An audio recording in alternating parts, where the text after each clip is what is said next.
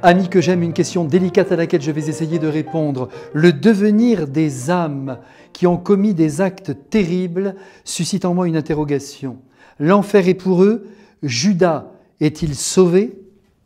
C'est évidemment là, cher ami, une question divine que vous posez. Il serait prudent d'attendre la mort pour y répondre, car aucun homme, à moins qu'il se prenne pour Dieu, ne peut connaître les raisons, les intentions, les circonstances, et même l'atavisme aussi, qui ont dicté les crimes les plus crapuleux.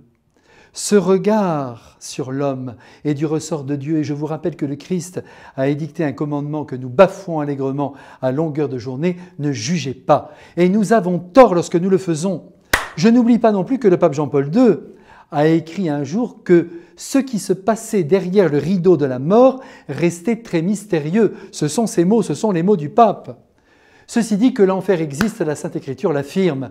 Les anges devenus démons y logent. Quant à savoir s'il y a un seul homme en enfer, l'Église ne s'est jamais prononcée sur ce point, et par conséquent, ce n'est pas moi, pauvre baptisé, pauvre prêtre, qui vais me substituer au jugement de Dieu.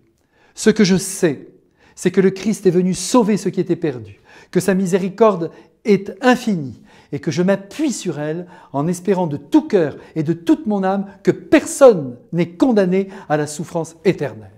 D'ailleurs, je vous demande à vous qui m'écoutez, est-ce que vous condamneriez à la souffrance éternelle quelqu'un qui vous a fait du mal et même qui a tué votre enfant? Oui, la souffrance éternelle, attention, une souffrance qui ne s'arrête jamais. Seriez-vous capable de l'infliger à un être humain?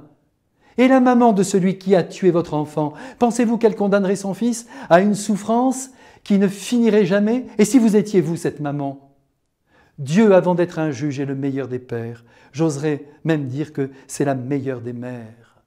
De mon côté, j'espère donc que l'enfer est vide et que durant l'éternité, je pourrai croiser Judas dans le jardin du paradis ou du purgatoire qui me redira combien Dieu est insurpassable en matière d'amour. Voilà ce que j'espère. Je vous rappelle que Moïse a tué un homme qui sincèrement ne méritait pas un tel sort. Je vous rappelle que saint Paul a conduit à la mort des dizaines de chrétiens. Repentis ou pas, le mal a été fait et bien fait, et nous savons que tous les deux sont dans une gloire infinie.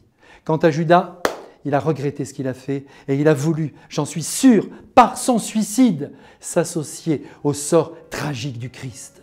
Je garde donc confiance en la bonté de Dieu, en l'amour fou du Seigneur. À bientôt et vive le paradis!